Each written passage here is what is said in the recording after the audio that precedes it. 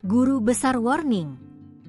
Indonesia diserang kelainan cuaca, alam tak mengikuti jalurnya. Bencana cuaca ekstrim yang melanda wilayah Sumatera, khususnya menyebabkan banjir bandang di Sumatera Utara, Aceh, dan Sumatera Barat, ternyata dipengaruhi oleh adanya fenomena anomali siklon tropis. Hal tersebut disampaikan oleh Profesor Dwi Korita Karnawati, Guru Besar Teknik Geologi dan Lingkungan Universitas Gadjah Mada, UGM, dalam acara Pojok Bulak Sumur di Selasar Gedung Pusat UGM, Kamis, 4 Desember 2025. Sekarang itu kan kejadiannya bareng-barengnya Sumatera Utara, ya Aceh, Sumatera Barat karena apa?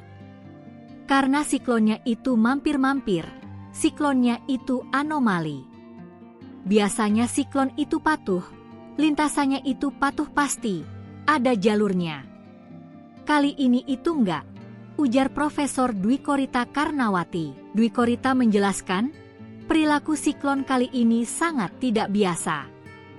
Normalnya, ketika siklon masuk ke daratan, energinya akan langsung menghilang. Anomali ini semakin kuat karena siklon tersebut berhasil menembus zona tropis yang seharusnya dihalau oleh gaya Coriolis. Dwi Korita menyoroti siklon tropis Senyar sebagai contoh anomali ekstrim. Siklon ini tumbuh di zona Coriolis dan bahkan berhasil menyeberangi Selat Malaka serta Semenanjung Malaya.